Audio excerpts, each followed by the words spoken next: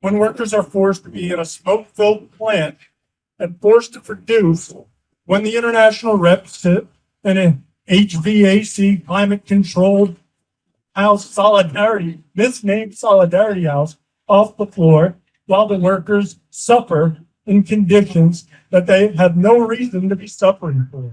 Workers don't need to die for the shareholders. That's what we're currently facing. It's an economic system. It's capitalism.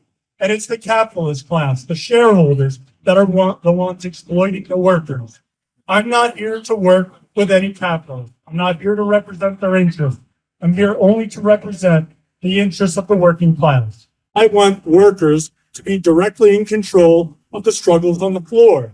Workers are in large agreement with the political changes that need to occur in the UAW. And there's a great interest in fighting for those changes.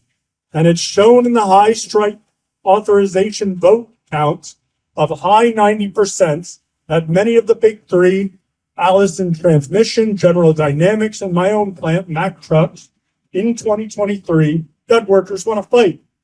But it comes to a matter of political perspective, how that fight is going to be led. It needs to be led from the shop floor.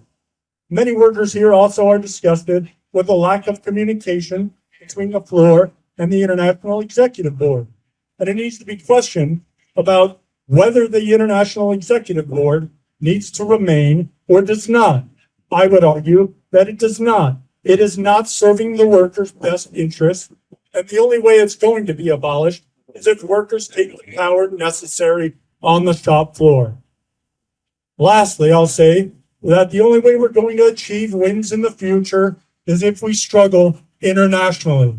It is not about economic nationalism anymore. The times of that are gone. They only worked briefly after World War II, when the U.S. was the only major non-bombed out power and workers could temporarily secure contract wins. That economic situation has changed drastically.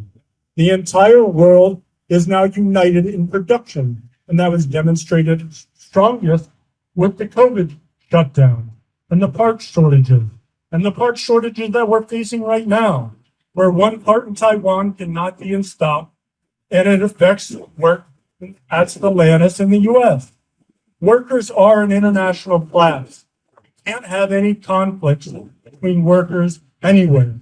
But the only way we're going to gain international unity is if workers stand up for it on our shop floors.